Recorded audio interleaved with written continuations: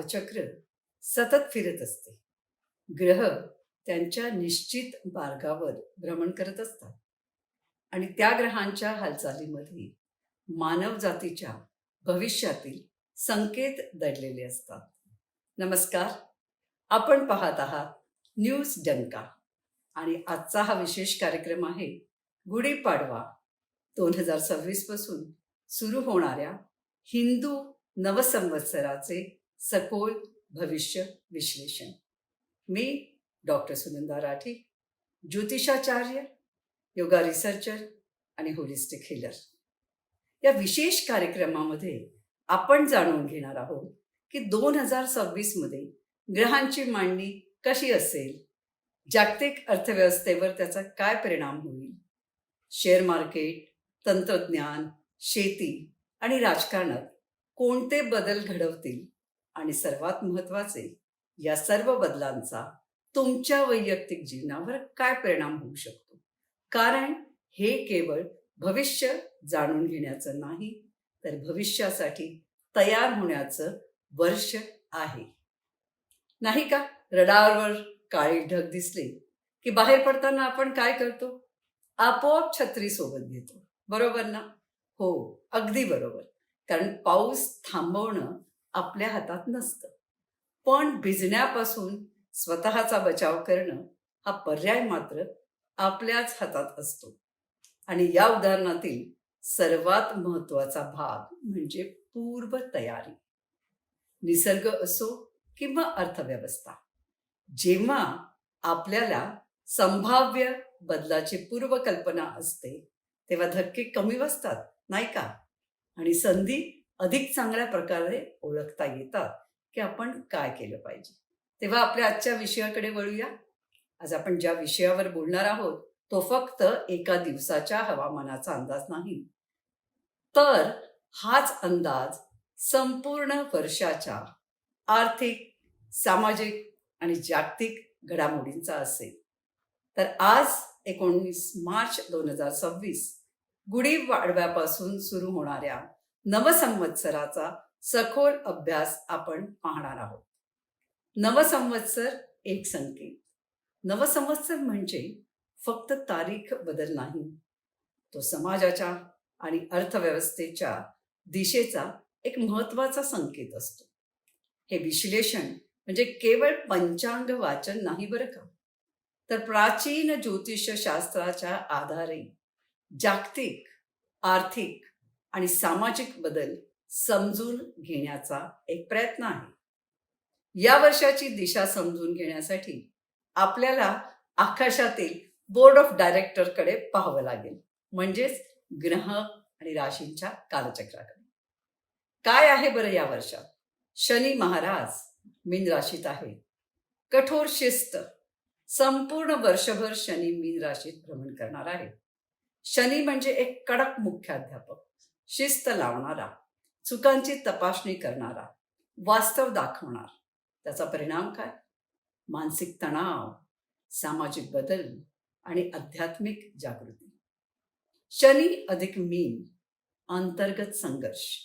शनी म्हणजे शिस्त आणि वास्तव, मीन म्हणजे भावना, संवेदनशीलता आणि त्याचे परिणाम काय?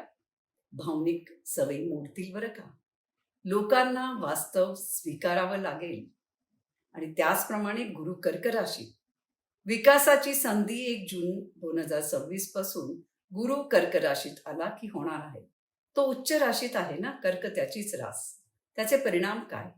तर अर्थव्यवस्थेत स्थिरता. हो, अर्थव्यवस्थेत स्थिरता, कृषी उत्पादनात वाढ. शनी आणि गुरु म्हणजे संतुलन. शनी म्हणजे जुनी व्यवस्था तोडली, गुरु म्हणजे नवीन उभारणी केली. थोडक्यात जुनी इमारत पडलीये आणि नवीन मजबूत उभी राहतीये. गुरु जेव्हा सिंह राशीत जाईल तेव्हा नेतृत्व बदल. 31 ऑक्टोबर नंतर आपल्याला राजकीय नेतृत्वात बदलही दिसणार आहे. आणि राहू मकर राशीत म्हणजे काय? तंत्रज्ञान प्रगती, क्रांती. तुम्ही बघा की 26 नोव्हेंबर मध्ये राहू मकर राशीत जाणार आणि त्याचे परिणाम जागतिक राजकारणात बदल, आर्थिक धोरणांमध्ये बदल आणि तंत्रज्ञानात मोठे निर्णय. 7.5 कोणाला आहे? साडेसातीचा बराच बाहू असतो ना. यावर्षी साडेसातीचा प्रभाव कुंभ राशीत शेवटचा टप्पा, मीन राशीत मधला टप्पा आणि मेष राशीत साडेसातीची सुरुवात. ह्या राशींनी संयम ठेवावा, आर्थिक नियम सावधपणे घ्यावे, आईच्या तब्येतीला जपावं आणि स्वतःच्या मनाला. महत्वाच्या घटना म्हणजे पौर्णिमा 1 मे रोजी वैशाख पौर्णिमा, आध्यात्मिक ऊर्जा वाढेल. 29 जुलै 2026 गुरुपौर्णिमा, ज्ञान आणि शिक्षण क्षेत्रासाठी महत्वाचा काळ. आणि 24 नोव्हेंबरला कार्तिकी पौर्णिमा, धार्मिक व व्यापारिक हालचाली वाढण्याची शक्यता. ग्रहणांचा विचार ज्योतिषशास्त्रामध्ये केला जातो, मेदनीय ज्योतिषामध्ये. 3 मार्चचं ग्रहण जे चंद्रग्रहण होतं ते होऊन गेलेलं आहे. आपण त्याची शेअर बाजारातली व्होलॅटिलिटी म्हणजे तेजी मंदी बघितलेली आहे. 12 ऑगस्टचं हे सूर्यग्रहण जागतिक अर्थव्यवस्थेवर परिणाम करणार. भारतामध्ये ते दिसणार नाही आहे, पण जागतिक याच्यावरती परिणाम आपल्याला बघायला मिळतील. शेअर बाजारामध्ये लक्षात ठेवण्यासारखे महत्वाचे ग्रह आहेत. सर्व अंदाज ग्रह गोचरांच्या आधारेवर केलेले आहेत. आता तुम्ही शेअर बाजाराच्या या ग्रह गोचरांवरून आपलं वैयक्तिक लाभासाठी वैयक्तिक कुंडली, आपला पंचमेश, लाभेश, दशा, अंतर्दशा, नवमांश याचा विचार करायला पाहिजे. अदरवाईज आम्ही जे काही प्रेडिक्ट करतोय ते केल्यामुळे शेअर बाजारातल्या तेजीचा आपल्याला किती फायदा होईल तर तो वैयक्तिकदृष्ट्या होईल की नाही सांगता येत नाही. शुक्रावरनं आपण सोने आणि चांदी.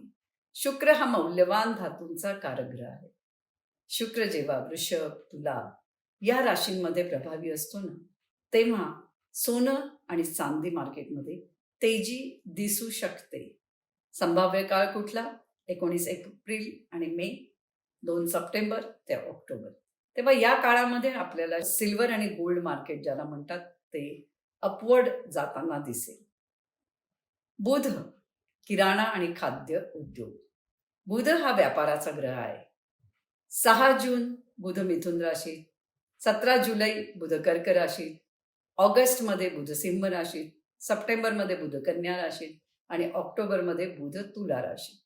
या काळामध्ये किराणा बाजार, FMGC, रेस्टॉरंट, हॉटेल इंडस्ट्री यामध्ये वाढ दिसू शकते आणि इन्फ्लेशनही दिसतंय बरं का.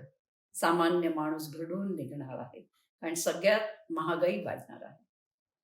आणि नैसर्गिक आपत्ती, शनी मीन राशीत, जलराशीत म्हणजे पाण्याशी संबंधित, म्हणजे पूर, समुद्री वादळ, काही भागात भूकंप आणि हवामानातील अस्थिरता दिसू शकते. युद्ध आणि जागतिक तणाव, राहू आणि शनी यांच्या प्रभावामुळे काही देशांमध्ये राजकीय तणाव, सीमावाद, संरक्षणाचा खर्च वाढ आणि युद्धामुळे झालेली हानी हे आपल्याला बघायला मिळेल. आणि आपण बघतोच आहे ती परिस्थिती सुरूच झालेली आहे. भयंकर महागाई वाढणार आहे. पण कर्क राशीमध्ये गुरु आल्यामुळे अन्नधान्य उत्पादन सुद्धा वाढेल. इंधन, ऊर्जा यांच्या किमतीत चढ उतार होऊ शकतात. जनतेसाठी सकारात्मक संकेत म्हणजे या नवसंवत्सरात तंत्रज्ञानात प्रगती, शिक्षण क्षेत्रात सुधारणा आणि आध्यात्मिक जागृती वाढू शकते. AIच्या विश्वामध्ये तरुणांना नवीन संधी उपलब्ध होतील, परंतु कदाचित तरुणांना थोडी मानसिकता सांभाळावी लागेल. डिप्रेशन पण दिसतंय. तेव्हा माझं असं म्हणणं आहे की शनी जेव्हा 7.5 ज्या राशींना आहे त्यांनी जो शनीचा मंत्र आहे तो म्हटला पाहिजे. आणि उपाय आणि सकारात्मक मार्गदर्शन जर असेल तर या नवसंवत्सरात ग्रहांच्या हालचाली आपल्याला काही आव्हाने आणि काही संधी देणार आहेत. परंतु ज्योतिषशास्त्र आपल्याला फक्त भविष्य सांगत नाही तर योग्य मार्ग दाखवतो. जीवनामध्ये संतुलन आणि सकारात्मकता, ऊर्जा टिकवण्यासाठी काही साधे पण प्रभावी उपाय अवश्य करावे. सर्वप्रथम आपल्या जीवनात ज्यांनी आपल्याला घडवलेलं आहे त्या पूर्वजांसाठी आपण कृतज्ञता व्यक्त केली पाहिजे आणि आपल्या आईवडिलांचे आशीर्वाद आणि गुरूंचं मार्गदर्शन आपल्या जीवनातील खरी संपत्ती आहे. म्हणून मी सांगेन, पूर्वजांचे स्मरण करा, आईवडिलांचा सन्मान करा, गुरु जे आहेत त्यांची कृतज्ञता व्यक्त करा आणि शक्य असेल ती सेवा करा, दान करा, गरजूंना मदत करा. कारण दान आणि सेवा यामुळेच तुम्ही राहूला प्रसन्न करू शकता आणि जीवनातील नकारात्मक ऊर्जा कमी होते बरं का. तेव्हा दररोज थोडा वेळ ध्यानासाठी द्या. ओम पासूनच आपली उत्पत्ती झाली आहे, पुरुष आणि प्रकृती.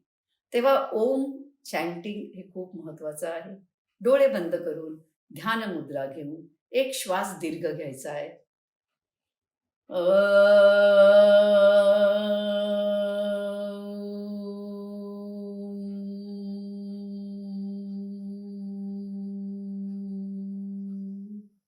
असा ओमचा जप करा. आपल्याला जर ह्या ग्रहांनी कुठलेही अडथळे आणू नये असं वाटत असेल, तर आत्मिक ऊर्जा निर्माण करण्यासाठी आणि गुरुचा जो मंत्र आहे, देवानांच ऋषीणांच गुरु कांचन सन्निभं बुद्धिभूतं त्रिलोकेशं तं नमामि स बृहस्पती हा म्हणायचा आहे. आणि तो आपल्याला हे नवीन संवत्सर, नवीन संधी घेऊन येईल बरं का. आणि सकारात्मक विचार आणि संयम आणि योग्य नियोजन करण्याला आपल्याला नक्कीच मदत करेल. ज्यांची 7.5 चालू आहे, त्यांची मानसिकता त्यांनी सांभाळायची आहे. आपल्या मनावरती आपण जर ओम मेडिटेशन करणारच आहोत, पण त्याचबरोबर आपण शनीचा मंत्र नीलांजनं समाभासं रविपुत्रं यमाग्रजं छायामार्तंड संभूतं तं नमामि शनीश्वरम हा म्हणायचा आहे. आणि राहू म्हणजे एन्सेस्टर, यांचे आशीर्वाद आपल्याला नेहमीच लागतात. तेव्हा त्याच्यासाठी आपण राहूचा मंत्र जो आहे, अर्धकायम महावीर्यम चंद्र आदित्य विमर्दनम सिंहिका गर्भसंभूतम तम राहू प्रणम्याहम हा म्हणायचा आहे. तेव्हा नवसंवत्सर काही संधी घेऊन येणार आहे, तर कोणाचे मार्ग थांबवणार आहे. आपल्याला सकारात्मक ऊर्जा निर्माण करून या ग्रहांकडे बघायचंय. जसं आपण GPS लावतो आणि मार्ग आपल्याला मिळतो, तसं आता तुम्हाला मी ग्रहांचा आराखडा दिलेला आहे. तेव्हा तुम्ही तुमच्या हातामध्ये स्टीअरिंग व्हील घ्या तुमच्या आयुष्याचं आणि नियोजन करा, योग्य निर्णय घ्या. येणारं नवसंवत्सर आपल्याला नक्कीच सुखाचं जाईल आणि कर्मावरती विश्वास ठेवा. आपण बघत आहोत न्यूज डंका. मी आहे डॉक्टर सुनंदा राठी. मी आपल्या सेवेसाठी पुन्हा येणार आहे. पुनश्च आपल्या सगळ्यांना शुभेच्छा. धन्यवाद.